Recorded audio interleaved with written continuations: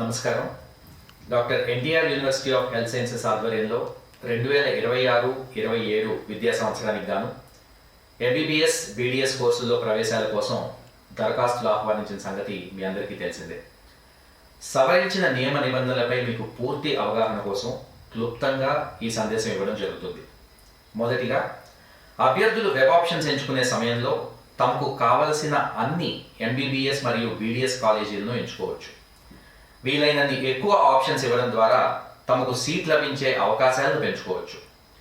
రెండవది, ఒక రౌండ్ కౌన్సిలింగ్లో సీటు కేటాయించబడినప్పటికీ ఆ సీటులో చేరకపోయినా అభ్యర్థి తదుపరి కౌన్సిలింగ్లో పాల్గొనే అవకాశం ఉంటుంది. గతంలో కేటాయించిన సీట్లో చేరకపోతే తదుపరి కౌన్సిలింగ్కు అనర్హత ఉండేది. ఇప్పుడు ఆ నిబంధనలో మార్పు వచ్చింది. ఇప్పటి నిబంధనల ప్రకారం తదుపరి ప్రతి కౌన్సిలింగ్ దశలోనూ తమకు కావాల్సిన కాలేజీని ఎంచుకునే అవకాశం అభ్యర్థికి ఉంటుంది. కాకపోతే తమకు కేటాయించి తాము రిపోర్ట్ చేయని కాలేజీని తదుపరి కౌన్సిలింగ్లో ఎంచుకునేందుకు అనుమతి ఉండదు.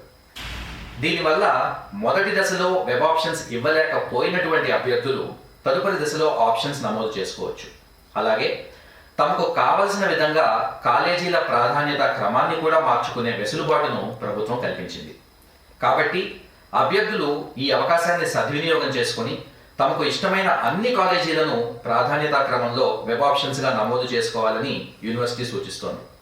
మరొకసారి యూనివర్సిటీ సలహా ఏంటంటే, ప్రతి విద్యార్థి వీలైనన్ని ఎక్కువ లేదా అన్ని కాలేజీలను ఆప్షన్స్గా ఇవ్వడం ద్వారా తమకు సీట్ లభించే అవకాశాలను పెంచుకోవచ్చు అని గుర్తించాలి.